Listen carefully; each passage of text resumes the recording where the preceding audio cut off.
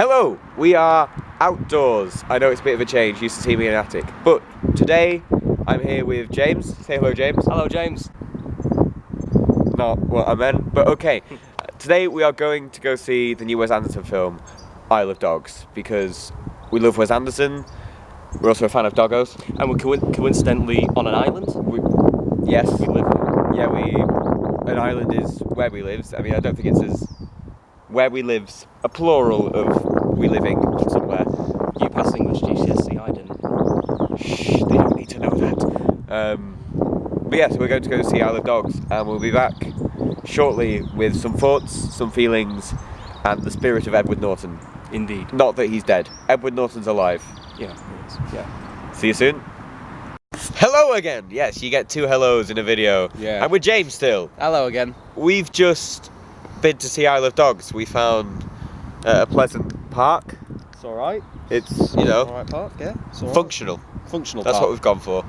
Functionality over aesthetics. And yeah, we've got some thoughts. Yeah, there's I believe there's quite a things to few. discuss. quite a few thoughts indeed. We'll start off with some non-spoilery thoughts, I think. Yeah, definitely. That seems Yeah, polite. oh yeah, definitely. Politeness. So what do you think of it in general, James? So, I thoroughly enjoyed that film. Aesthetically, I think it's rather beautiful. I like the way the composition of the camera shots are. Yeah. In relation to the stop motion. The stop motion was actually, I'd say, rather flawless. It's definitely come a long way compared to Fantastic Mr. Fox, dare I say. I think it's a lot smoother. It feels a bit more... I'd agree with that. It's more organic, I would say. Even A though lot it's of, plasticine, not plasticine, fur-based. The wire armatures with like a foam kind of latex Yeah. structure. They are quite similar visually to the Fantastic Mr. Fox puppets. But no, I'd definitely echo all of that. Like, visually, it is stunning.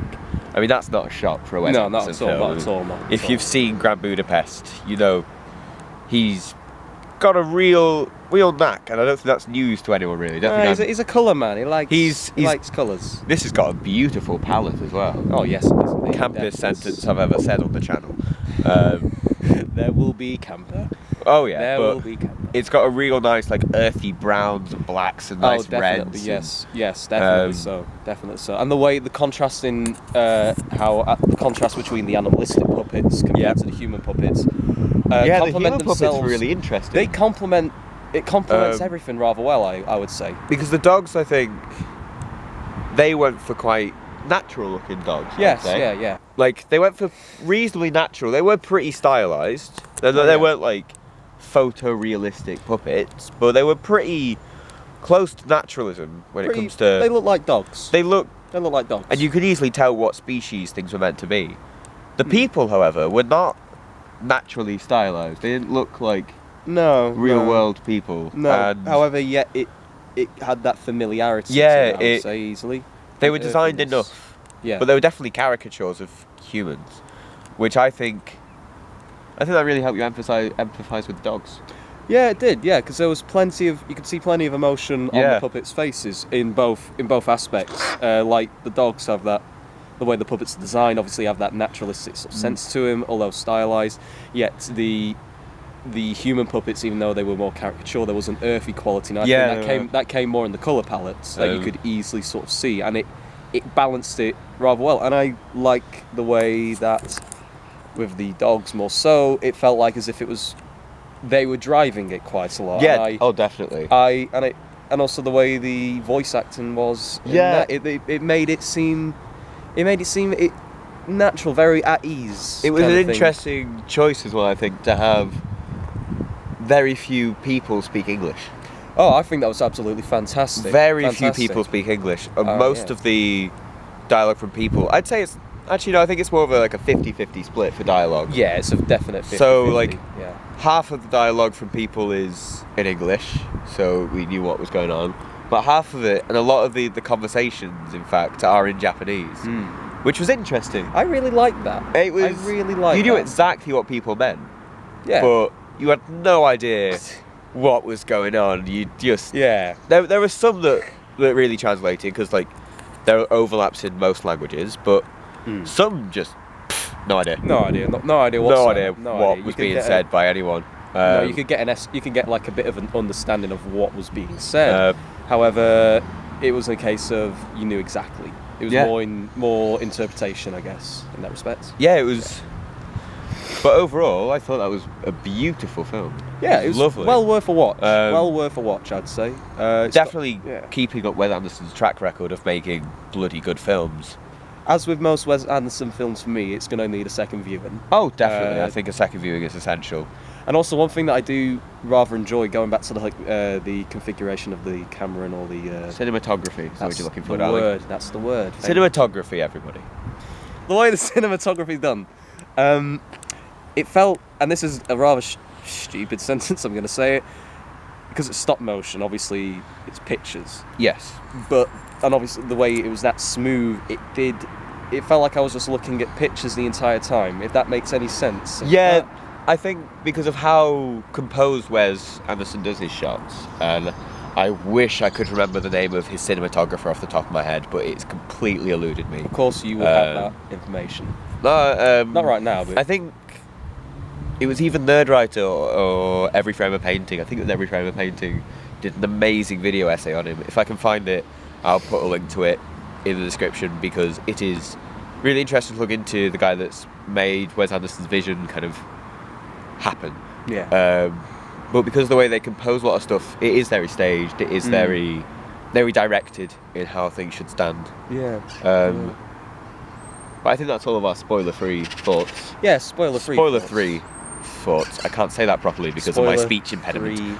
Spoiler-free thoughts. Okay. Hello, it is Editing Ewan here. Just a warning, this next bit is the spoiler bit, and also it's a bit rambly, so I have cut it down quite a bit, but I will upload the unedited version of this horrific ramble along with some bloopers, I guess, from the video, and put a link for that and in the description, because I thought that might be fun for people to see. So yeah, this has been your spoiler warning. Have fun. So we thought we'd go on now to some spoilery stuff. We're speaking a lot about the aesthetic. Indeed, yes, indeed. I assume something's going to flash up now, warning you about spoilers, some kind of... I'll figure out how to do that in post. Anyway. Moving swiftly on. So, plot-wise, it's always an interesting one with Wes Anderson films, because... And I feel a lot of the time, perhaps, not completely, but perhaps plot maybe becomes a bit secondary in some cases. Compared to how the actual shot looks. I can agree with that. In some cases, it does actually seem as if This wasn't one of them. No. Before we say anything too bad. It does seem in the... This was definitely a plot-driven film. Oh, definitely. But there was elements of the whole art coming over plot. At some points, that sort of crossing over, as it were. I'm trying not to think of an example when art came over plot, and I'm just drawing a blank because I'm an idiot. I really liked the character arc of Chief. Yeah. I really liked that. Oh yeah. That works. Wasn't very, he Bryan very well. Cranston? I believe I so. think he was Bryan so. Cranston. I believe so. Don't quote us on this. I believe he was. There'll be something that flashes up to tell you that he was or wasn't. We'll be corrected. Definitely. Chief's was the strongest. It was a real character touching arc going there. The whole sort of not redemption, but coming to terms with what has happened and like reconcilement in that respect. Not redemption, but understanding. Yeah, that's one. I don't know words, but yes. Kind of coming to terms with what it means to be a dog, and that kind of subservience that he feared. Yeah. Wasn't exactly the end of the world, which is quite nice to see. Yeah, if anything, it gave him some stability, it would seem. Yeah, and a level of responsibility that maybe he'd lacked before. Maybe that's why he was aggressive. That was never resolved, the whole kind of aggression thing. Although it was rather sad when you... there was a part where you hear about the last time he had... The last time he had a house? Yeah, the last time he had a house. That was rather rather heartbreaking. They were talking about their favourite foods, and apparently he'd been locked in this tool shed. The grandmother made him some really nice chili.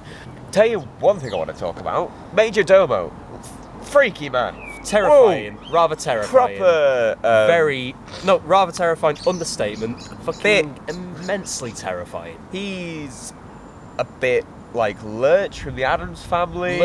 It's like Lurch. Crossed with Lurch had a one-night monster. Lurch and Frankenstein's monster and Slender Man. That's what he looks like. He was scary. He was a scary dude. And crazy. Oh, absolutely crazy. Absolutely bad.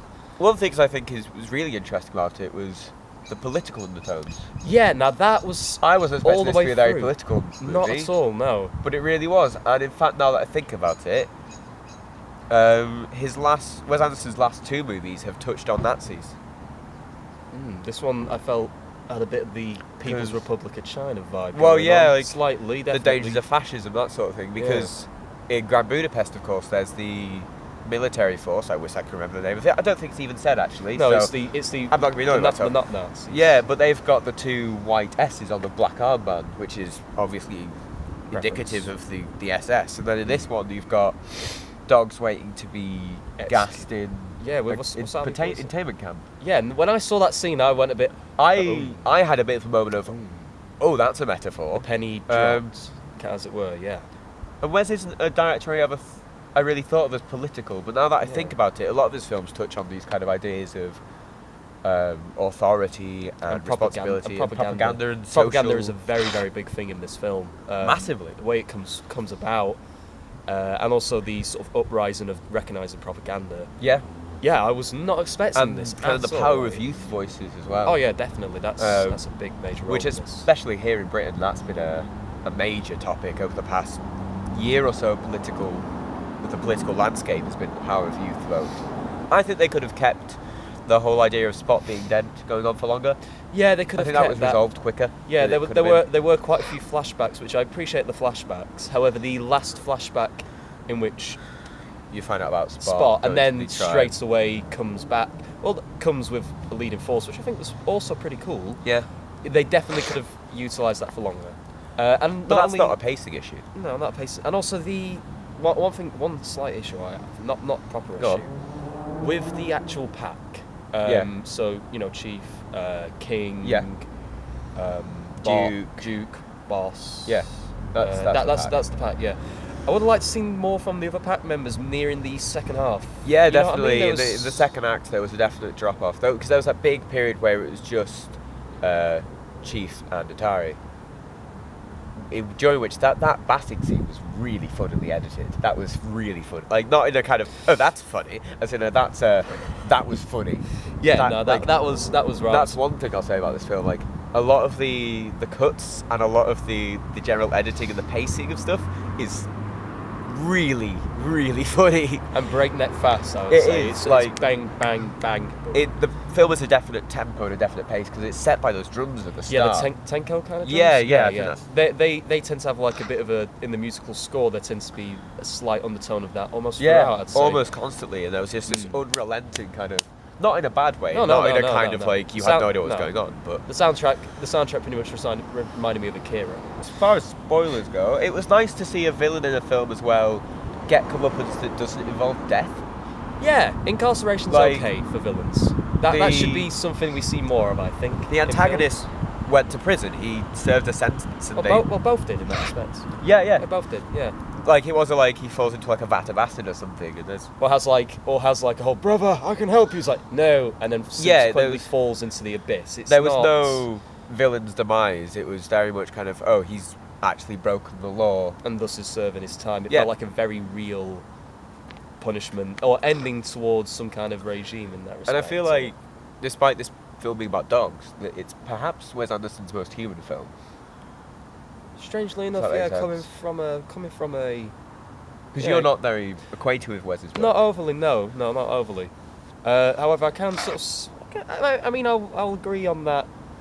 Timid. Oh yeah. I'll agree on that timidly, and then I can come back when I start watching more. But it did. There was a softness. There was a lot of softness, warmth. not in a negative sense, but the softness came about quite a bit. And that's not reflecting badly on Wes's other work. I love his work.